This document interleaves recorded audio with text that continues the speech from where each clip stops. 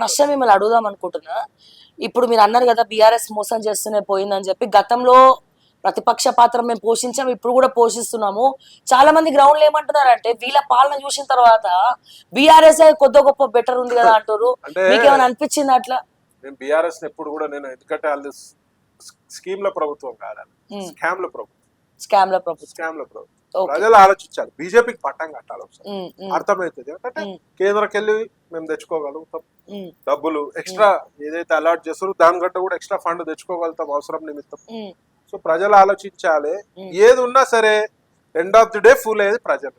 BRS 10 ఏళ్ళు చేసింది, కాంగ్రెస్ నమ్మి ఇప్పుడు 5 ఏళ్ళు ఇచ్చారు.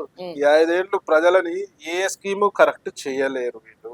ఎందుకంటే వీళ్ళు ఫస్ట్ డబ్బులు అన్ని తీసుకుపోయి సెంట్రల్ లా ఆమె చేతిలో పెట్టాలి, వేరే రాష్ట్రాలలో మళ్ళీ ఇదే ప్రజలను మోసం చేస్తూ దొంగ హామీలు ఇచ్చి కర్ణాటకలో అయినాక కూడా మళ్ళీ ప్రజలు పట్టం కట్టుడు ఎంత మటుకు. కర్ణాటకలో అయింది, రైతులు వచ్చి చెప్పిర్రు కూడా, ప్రజలు నమ్మలేదు. మరి ఇంత వంచడంలో ప్రజలని కాంగ్రెస్ పార్టీకి మించిన పార్టీ ఏది లేదు భారతదేశం. ఇప్పుడు ఇన్ని జరుగుతుంటే ఒక పక్క రాజగోపాల్ రెడ్డి గారు, మీరు విన్నారా లేదో, ఉత్తమ్ కుమార్ రెడ్డి సీఎం అని అంటున్నారు. నేను చెప్తున్నామ్మా, వీళ్ళు సీఎం కావాలి. ఇప్పుడు ఏ పార్టీ ఒక్కడ సీఎం క్యాండిడేట్ ఉంటుంది. మా పార్టీలో ఒక సీఎం క్యాండిడేట్ డిక్లేర్ చేసినాక వేరే ఎవరు మాట్లాడారు. డిసిప్లిన్ కలిగిన పార్టీ బీజేపీ పార్టీ.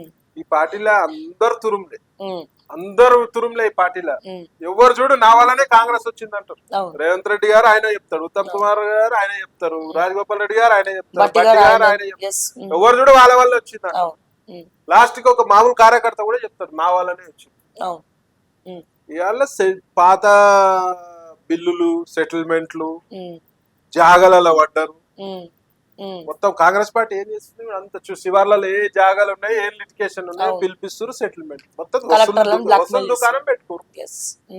ఇక ఐఏఎస్ ల చరిత్ర అయితే నీకంటే ఎక్కువ కొంచెం తెలియదు మీడియాలో. నువ్వు వెళ్ళి నీ గొంతు పోయి మొత్తం మూగపోయి అంత ఒరినావు, నువ్వు పట్టించుకునే నాదుడు ఎవరు లేరు. అవినీతి పరులను తీసుకొచ్చి మళ్ళీ గమ్మత్ ఏంటంటే 10 ఏళ్ళు బీఆర్ఎస్ లో అవినీతి చేసిన వాళ్ళని మళ్ళీ ఇంకా ఎక్స్టెండ్ చేసుకుంటారా, ఇంకా తినండిరా, ఎందుకంటే మాకు రూట్లు తెలివై ఎట్లా తినాలో మీరు దారి చూపించండి, మీరు రూపాయి తింటే మాకు 10 రూపాయలు ఇవ్వండి రా నాయన అని చెప్పి పట్టుకొచ్చి కూర్చోబెట్టారు. అంటే ఎంత ఘోరమైన పాలన ఉందనేది అర్థం చేసుకోవాలి. హైడ్రా ఏ రకంగా చూస్తారు? హైడ్రా ఫుల్ స్పీడ్ మీద చూపిస్తారు. నేను ఒకటే చెప్తా, ఏ రోజైతే ఫాతిమా కాలేజ్ లో కూలగొట్టిన రోజే నేను రేవంత్ రెడ్డి మొగోడని చెప్తాను. ఫాతిమా కాలేజ్ కూలగొడతారా మరి? హైడ్రా కిందకే వస్తుందా కూలగొట్టాలని? హైడ్రా అనేది ఉంటే హైదరాబాద్ లో కాదు, అంటే చెరువులు హైదరాబాద్ సొంతం, పుట్టే హైదరాబాద్ రాష్ట్రంలో ఏ చెరువు అయినా గవర్నమెంట్ కిందకి వస్తుంది. రాష్ట్రంలో ఏ చెరువు అయినా బాగుండాలి కదా. అంటే ఈడ విలువ ఎక్కువ, మీకు లాజిక్ అర్థమైతే. ఈడ చెరువుల పక్కన ఉన్న ల్యాండ్ లో వందల వేల కోట్లు ఉన్నాయి. ఒక దగ్గర బుల్డోజర్ చేయగానే ఇంకో దగ్గర నుంచి ప్యాకేజ్ వస్తుంది. ఇవాళ నాగార్జున కన్వెన్షన్ కొట్టిరు. అరే బాబు, ఇది భయపెట్టని కొట్టింది. ఇలా ప్యాకేజీలు పోతున్నాయి, ఎలక్షన్లకు ఫండ్ ఈ నుంచే పోతుంది. ఇలా కొట్టు, మరి కొడితే ఫాతిమా కాలేజ్ కొట్టు.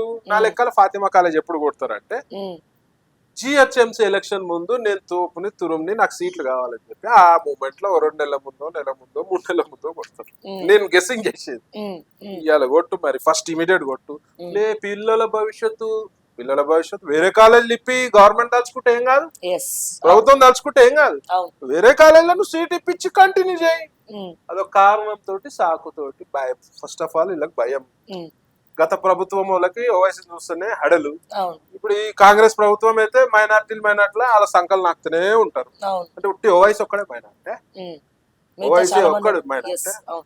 మైనార్టీకి న్యాయం చేయి, పర్వాలేదు. ఓవైసీకి న్యాయం చేస్తే మైనార్టీకి న్యాయం చేసినట్టు కాదు. ఓవైసీకి న్యాయం చేసి దొంగ పనులలో సపోర్ట్ చేస్తే మైనార్టీకి అన్యాయం చేసినట్టే. సో ఈ స్పీడ్ ఎక్కువ రోజులు ఉండదు. ప్లస్ అంటారా మైనస్ అంటారా? ఇప్పుడు ఎన్కన్వెన్షన్ కూలగొట్టిరు. డెఫినెట్ గా చెరువులని పరిరక్షించుకోవాల్సిన బాధ్యత గవర్నమెంట్ పై ఉంది. మంచి పనే చేస్తుంది, మంచి పనే. కానీ రామ్నగర్ లో పోయి 30 ఏళ్ల నుంచి ఉన్నోళ్ళ రేకుల షెడ్ చాలా మంది వీళ్ళకేమో టైం ఇస్తారు, ఓవైసీకి ఏమో టైం ఇస్తారు. పేదోళ్ళు వాళ్ళు రోజు పని కష్టం చేసుకొని బయటకు వచ్చేటోళ్ళు వితౌట్ నోటీస్ లేకుండా ఇష్టం వచ్చినట్టు కొట్టి పాడేస్తారు. మరి అన్ని చిత్తశుద్ధితోటి అన్ని చెరువులు కొడతారా? కొట్టలేరు, కొట్టరు. ప్యాకేజ్ లకు అమ్ముడు పోతారు. అండ్ ఇంకోటి, మాకున్నటువంటి మేము చేసినటువంటి కొంచెం ఎంక్వైరీలో ఏం తెలిసిందంటే హైడ్రాన్ అడ్డు పెట్టుకొని ఓన్లీ నాగార్జున ఒక్కడిదే కూలగొట్టింది తప్ప డబ్బున్నోళ్ళు అదేదో ఎవరిది పాత కూడా కథలు ఉన్నట్టు. డబ్బున్నోళ్ళు ఎవరిది కూడా కూలిపోలేవు. అందరు ఇవాళ పేదవాళ్ళే డేట్ల కూలగొట్టిరు. వినమ్మా, నిన్న ఇవాళ మోకిల్లాల విల్లాలు మునిగిపోయినాయి. ఎన్నో చెరువుల పక్కల విల్లాలు కట్టిర్రు, మునిగిపోయినాయి. 6 ఫీట్ల నీళ్లు వస్తున్నాయి. మరి దాని పర్మిషన్ ఓడిచ్చిండు? FTL ల్యాండ్ పరిధిలో, బఫర్ జోన్ పరిధిలో ఓడిచ్చిండు. వాళ్ళపై ఏదో మొన్న 6 మందిని ఏదో కేసులు పెట్టిర్రు. ఆమె మాత్రం ప్యాక్షన్. 6 మంది ఎవరా పర్మిషన్ ఇచ్చేటోళ్ళు? కింది నుంచి చూస్తే GHMC కమిషనర్ అనుకోవాలి. కమిషనర్ కూడా పట్టియండి. ఆ టైంలో ఎవడున్నాడు కమిషనర్? సస్పెండ్ ఏమని సస్పెండ్. ఆ టైంలో ఉన్నాడు పారిపోయాడుగా.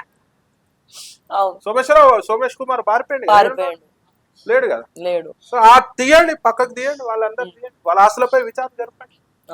ఎంతమంది అట్లా చేస్తే సగం గవర్నమెంట్ విక్తుంది. అవును, ఏం చేయలేని పరిస్థితి.